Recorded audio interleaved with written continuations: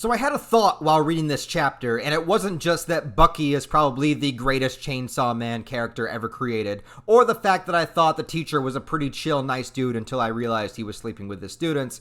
But the thing that I really thought about while reading this chapter, 98 of Chainsaw Man, Part 2, is that with Mitika as the focal point and protagonist of this chapter, I started thinking about having a part 2 of Chainsaw Man. Now, even though it continues the actual chapter titles, chapter 98 moving forward, and isn't like part 2, chapter 1, with this opening that we have here of this new era of whatever Chainsaw Man is going to be, I thought it was really interesting how Denji was not in this chapter at all, and Chainsaw Man is a little bit more now like a legend or like a profound sort of thing that is out there in the universe that people are aware of, but not the focal point of this chapter. And instead we're seeing what this world is like through the eyes of a completely new person. And she goes on this journey during this chapter that parallels something that Denji went through in the very first chapter of Chainsaw Man. I thought it was interesting how it keeps this theme of sort of this outcast feeling and this sort of need, desire, or perhaps jealousy as it's presented in this chapter of wanting this connection with other people, wanting to be accepted by other people, valued by other people, being in a relationship, having friendships, and that's the same sort of thing that Denji went through sort of in the first chapter that we got to, and we have sort of similarities of the loneliness, the isolation, her kind of curled up on the bed, sort of like wishing that there was more, wishing that she was able to do something about it, but feeling helpless to do something about it until it is absolutely too late and she is on her deathbed. And I thought that was a really interesting take and way to go about the continuation of this series. And I was thinking maybe, I don't know if it'll go this way, but what if this character sort of became our protagonist of part 2?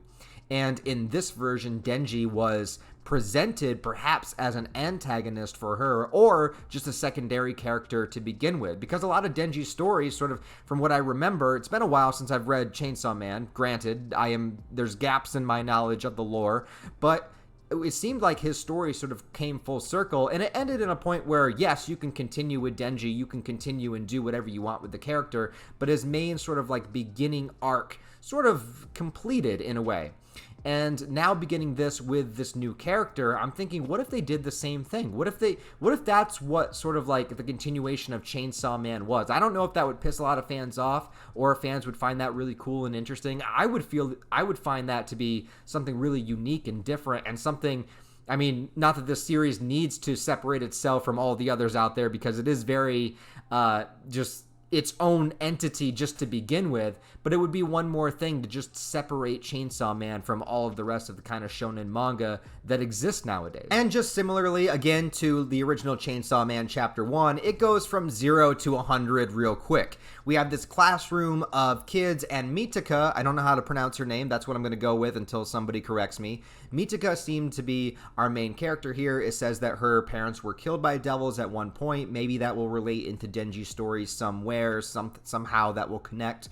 But she seems, very isolated and, like I said, very kind of jealous and envious of what other people have, and sort of feels like she's the outcast when really she's kind of not. She's kind of making herself be that way in a way, as sort of like a guarded defense mechanism kind of thing. And all of this stuff is like really real heavy shit, especially stuff that you deal with as a teenager in particular. Now, it's coded in this sort of world of devils and, monsters and things like that. And so, of course, the classroom has the class pet, which is Bucky, which is the chicken devil. I love it. Bucky is amazing. I am so upset that he doesn't make it out of chapter 1 or just one chapter. He was badass. He's just this chicken with his head cut off. And he makes all these puns. He talks about eating chickens being foul. In any other manga, this would be stupid. But in Chainsaw Man, this is hilarious. I love it.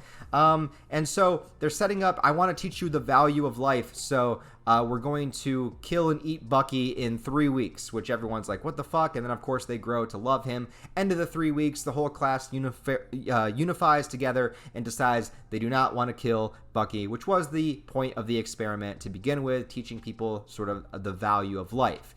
Now, juxtapose that with the ending of this chapter and the amount of sheer death and chaos that we get.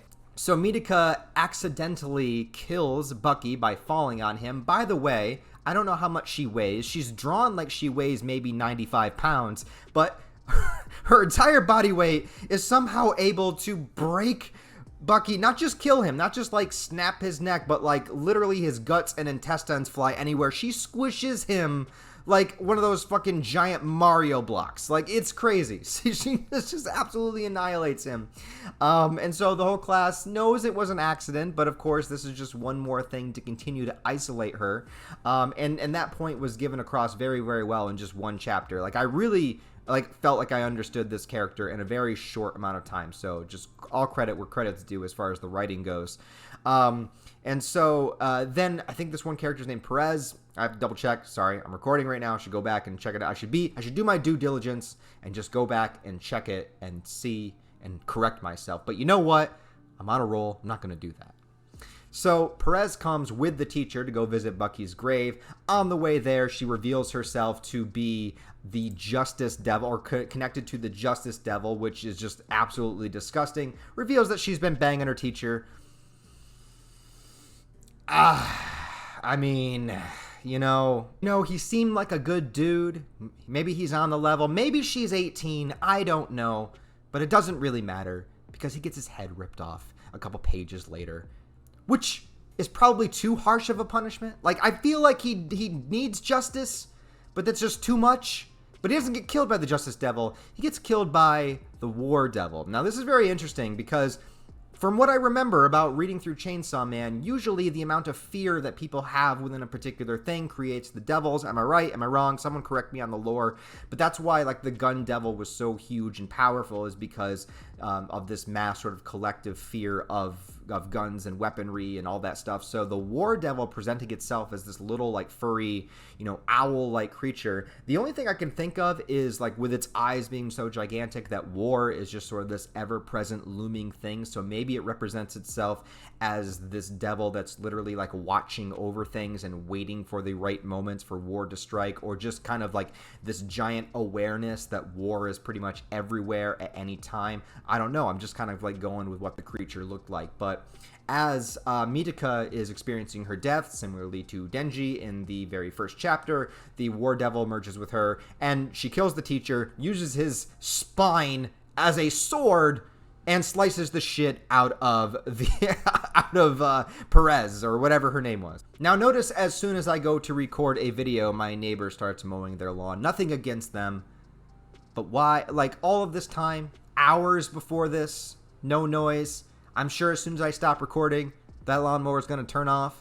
It's just like one of those things, man. Why does that happen? So the War Devil, now connected with Mitika, vows that its next kill is going to be Denji, Chainsaw Man. So we have here either the origin story of a new antagonist, or we have the protagonist of the continuation of the story. I don't know which direction it's going to go. Maybe I'm like thinking too crazy. I don't know. Maybe I'm too far outside the box, but it's just, if there's anything that I've learned from when I did read part 1 of Chainsaw Man, is that this is one of those series that is 100% outside of the box. So I'm just trying to think of how creatively they could go about the continuation, kind of starting from here. But I do gotta say that this was a really good chapter, return to form. I liked that Denji wasn't in it. I mean, I want to see Denji, don't get me wrong, but I liked how it made us wait this long of a time period before Chainsaw Man returned, and when it did, it gave us something that we didn't expect, but something that was so satisfying at the same time. And that's just something really cool that a manga or any story could really do. So I give it all the credit in the world. I thought the first chapter here was really good. It's kind of hard what to say because it's labeled as chapter 98, so maybe it's not the first chapter, but, And then I do have those feelings of, what if the Chicken Devil merged with Mitika instead? I don't know. What would that be? Anyways, guys, if you enjoyed Chainsaw Man Chapter 98, the continuation, finally, let me know what you think about it down in the comments below. Let me know your thoughts, feelings. Where do you think the series is going? Did you like the new characters? All that kind of stuff. As well, I mean, this is a weekly series. I don't know if I'll be reviewing every chapter weekly, but I did want to make sure that I reviewed this one since this is sort of comeback, return to form. So I wanted to make sure I got a chance to kind of talk about this one in the video. We'll see what happens in the upcoming weeks. But beyond that, guys, if you like this video, please give it a thumbs up because it really does help me out a lot more than you think it does.